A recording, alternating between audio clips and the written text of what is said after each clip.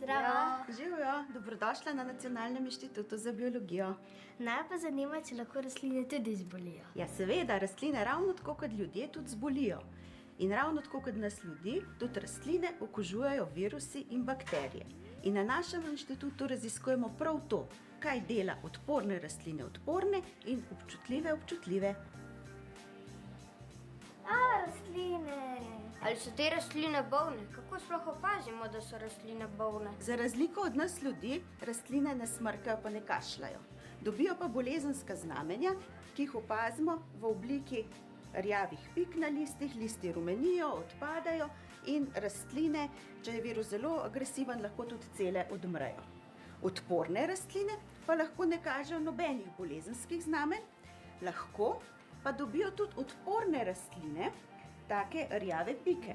Ampak v tem primeru pa tukaj to tkivo odmre hitreje, kot se virus lahko razširi iz celice v celico in na ta način ostane taka rastlina zdrava. Imamo pa še eno možnost in sicer v nekaterih kombinacijah rastlin in virusa se pa virus v rastlinah zelo močno namnoži, ampak rastline ne kažejo naven nobenih bolezenskih znamenj. Kako pa virus sploh pride v rastlino? V naravi običajno viruse prenašajo prenašalci, naprimer žuželke ali pa živali, ki živijo v zemlji in se hranijo ali s sokom rastlin ali pa z deli korenin. V laboratoriju za poskusne namene pa virus lahko prenesemo tudi mehansko. Izvolite se tule usesti. Za delo v laboratoriju se moramo najprej primerno obleči. Halje že imate. Nadeti si morate tudi zaščitna očala. Potrebujemo laboratorijske rokavice. In ker boste delala tudi s karborundom, si boste nadela še zaščitne maske. Takole, ja. Najprej bomo pripravili sok iz okužene rastline. Ta rastlina je okužena z virusom in tukaj bomo odrezali nekaj teh listov, ki jih boste potem zmlela v terilnici. Zdaj pa dodajte nekaj pufra za homogenizacijo in kar začnite z mletjem. Zakaj to dodajala? Zato, da bomo lažje zmleli in da bo ta sok, ki ga bomo pripravili, bolj tekoč, da ga bomo lažje namazali na liste rastlin. Super ti gre, Zoja, čist malo še pa boš gotova. A lahko poskusiš še takole malo zaokrožiti? Super.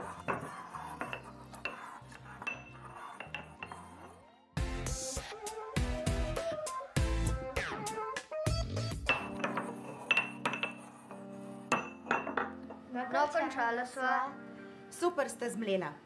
Zdaj bomo pa list rastline posuli z zelo drobnim peskom, zato da bomo list malo ranili, da bo tam lahko virus vstopil v rastlino.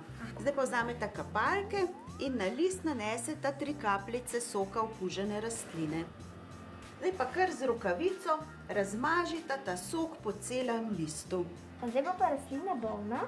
Na ta način smo poškodovali določene celice in virus je v tistih celicah vstopil v rastlino in če rastlina ni odporna, če je občutljiva, se bo virus razširil po vsej rastlini, če pa je rastlina odporna, pa bo ostala zdrava. Pa so ti virusi nevarni tudi za nas? Ne, virusi, ki okužujejo rastline, niso nevarni za ljudi. Zaenkrat ni bilo še za noben rastlinski virus dokazano oziroma najdeno, da bi lahko okužil tudi ljudi. A ta rastlina ne bi bila okužena? Ja? Pa se ne kaže nobenih znakov, kako pa sploh veste, da je okužena? Če na virus pripnemo en protein, ki sveti, če nam posvetimo svetlobo določene valovne dolžine in potem tole rastlino postavimo v tako aparaturo za slikanje rastlin, lahko vidimo, kje virus v rastlini je. In če tako rastlino slikamo 14 dni vsak dan zaporedoma, lahko sestavimo takle posnetek, kako se virus širi po rastlini od 1. in potem do 14. dne. Na teh mestih, kjer vidimo rumeno ali pa rdečo barvo, je prisoten virus in bolj ko je rdeče, več je virusa. Kako pa sploh virus izgleda? Virus, ki okužuje rastline, ki smo jih prej opazovali, je take nitaste oblike in mu rečemo virus Y krompirja. Virus mozaika paradižnika je take paličaste, toge oblike, največ rastlinskih virusov pa je kroglaste oblike, kot naprimer virus mozaika kumare in pa virus mozaika cvetače. Koliko so pa ti virusi veliki? Virusi so zelo, zelo majhni. Tukaj na teh slikah so slikani pod 100.000-kratno povečavo. To je ogromna povečava. Ta virus gleda kot špageti. Ha, te pa kot tele kroglice v juhi. Ja, res so prav lepih oblik, a ne?